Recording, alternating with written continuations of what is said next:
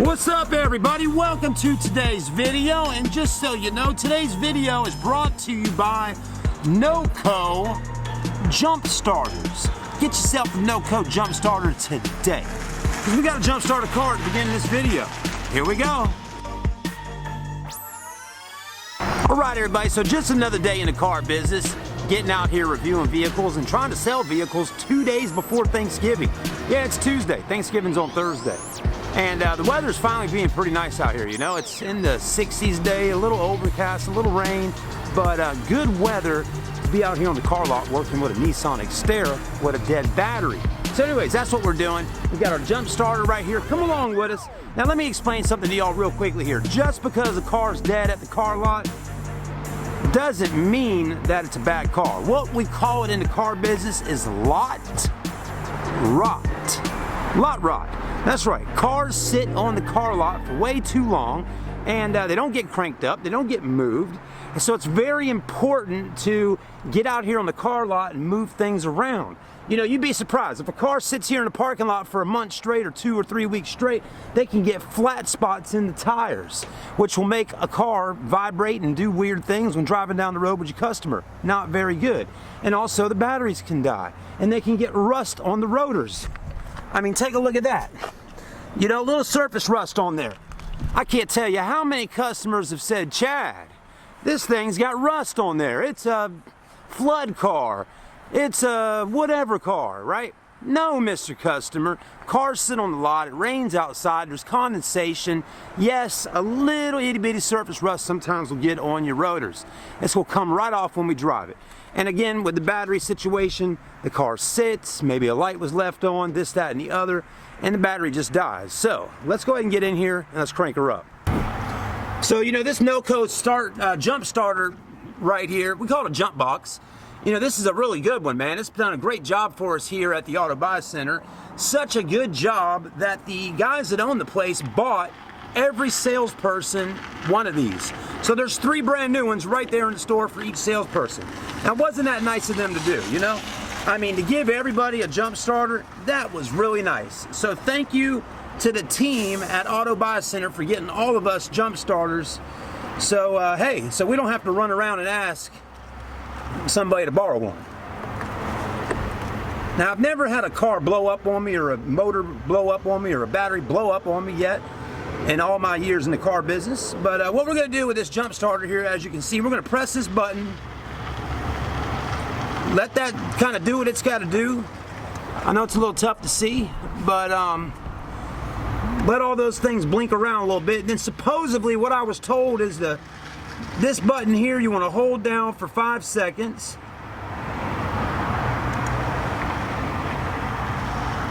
Something like that. Well, I don't know. It's ready to go. Let's just give it a try and see if this puppy will crank up. You know, I've been telling so many people about this 2006 Nissan Xterra. I'm like, somebody needs to buy it. I mean, I like Nissan Xterras. Why do I like them? Well, I had one before. You know, I had one as a demo vehicle for about 2 years for a car company I worked for, and I just really enjoyed it. I liked the way it rides. It had plenty of room, and my kids liked it. And you know, that's important. If the wife and kids like a vehicle you got, it's a good one. Anyways, well, I'm putting the key in the ignition here, and it wasn't turning. So let's try again. Sometimes the steering wheel is all flipped up. There we go. Let's give it a shot. Give it a little gas. So Houston, we got a problem. It should just crank right up. So for it to sit there and do that, something's going on with it, right? So either, here's what you think about. You say, well, maybe the car's low on gas, right? And that's why it's not cranking up. Well, according to that right there, we have gas. So let's try again.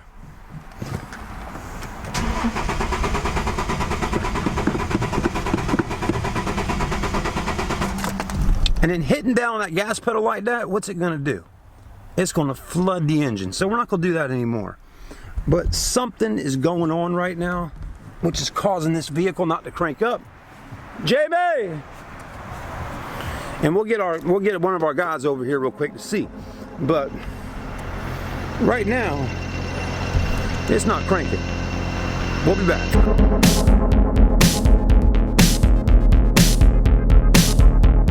Okay, well, one of the service guys just told me what's wrong. He said, hey, it ain't gonna crank. Why not? Crank sensor. So, obviously it needs a crank sensor.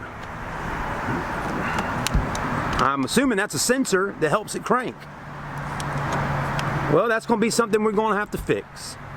Because this car won't last, well, it'll never sell if we don't fix it, right? Nobody is gonna buy a car without it cranking up. So with no further ado, let me go put this jump starter up and let's come on back and do the review. All right, everybody, so now we're back with the Nissan Xterra. Let's go ahead and walk around the outside, take a look at the inside. At least we have a knowledge now of what the vehicle needs to get it running, which is a crank sensor, and I'm sure they'll get that fixed because like I said earlier, it's just not gonna sell if it's not fixed. And the only really thing other than that we just talked about is that right there. It's got a pretty decent size dent on the fender here.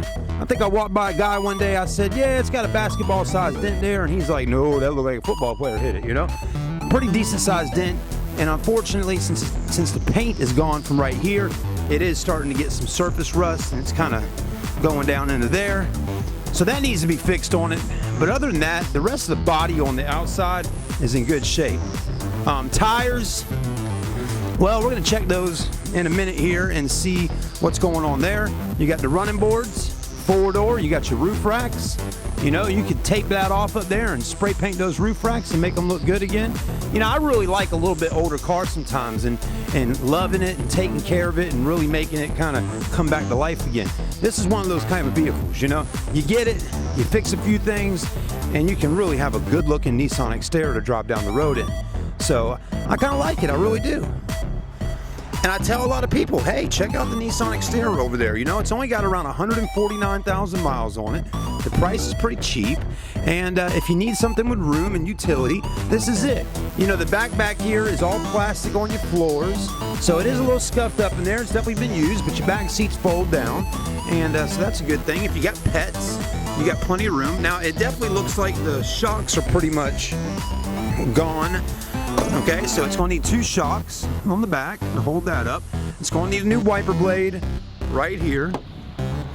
You know, I'm definitely getting better at this used car reviewing thing, right? They're definitely coming a long way. I hope some of y'all can see that.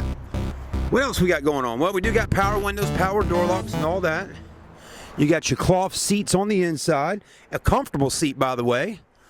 Automatic transmission, really big cup holders, which is nice. You got your CD player, AM, FM. You got two keys, two remotes, which is nice to have on an older used car. Looks like you got an auxiliary port up here. And passenger seat's in great shape. Driver's seat is too. A little bit dirty right here. It's got some stains. It definitely needs to be cleaned up really well. And your armrest is definitely broken. As you can see, it's not even attached.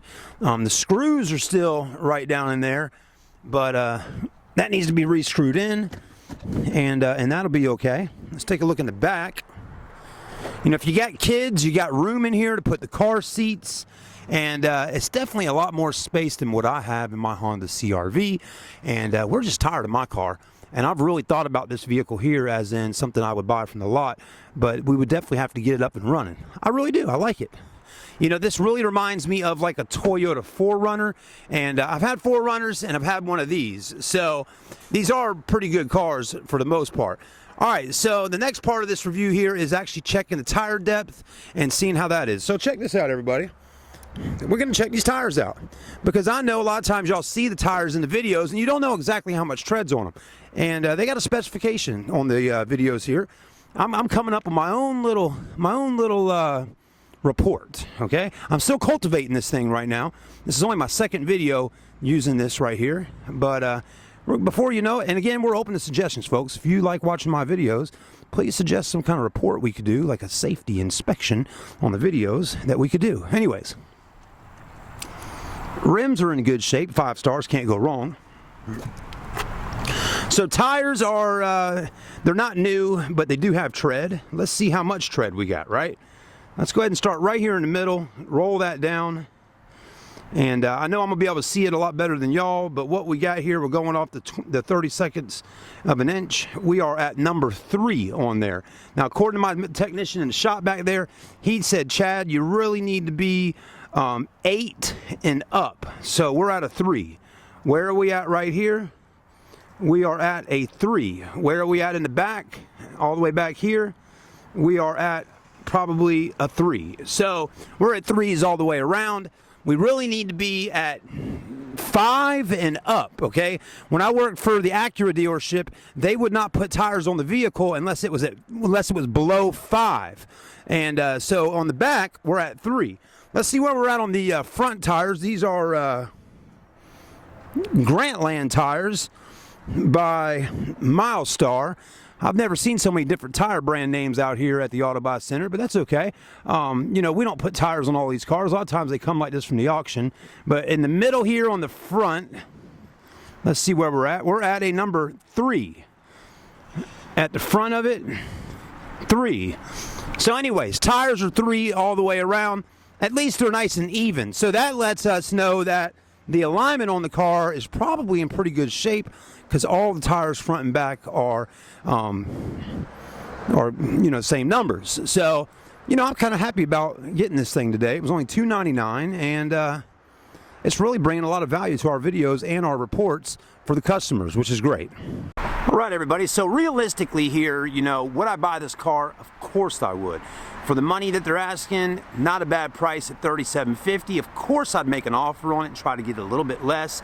You know, I always tell people, do remember you got 5% sales tax in South Carolina. So if the car's $3,500 times 5% on your calculator, and there's a $250 dealer admin fee that handles DMV stuff and all that on an SUV, $150 on cars. It's a pretty good deal as long as the dealership fixes the start sensor or whatever that is, and all that. I think we're going to be all right. Of course, it does need tires, but again, an SUV under 150,000 miles with those things fixed on it, I think we're okay. So, as I always will tell you, come on down and see me at the Auto Buy Center. If you're ready to buy this Nissan Xterra, just send me a message on Facebook Marketplace or here on YouTube, and I would love to help you out with buying this car today. Again, we're at theautobuycenter.com. You can give me a call today at 225-5900, or come and see me right here at 6145 Savannah Highway, Ravenel, SC. Thanks for watching. Have a great day, and I hope you enjoyed our inspection here on YouTube today.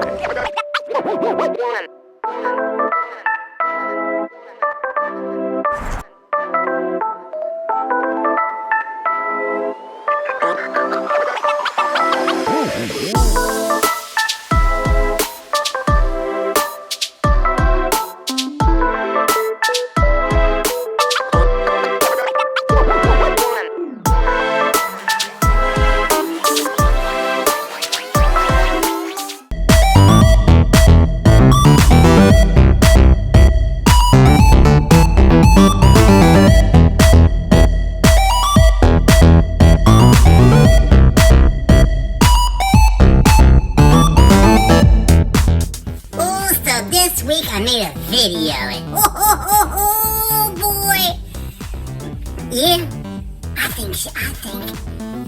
think everybody seems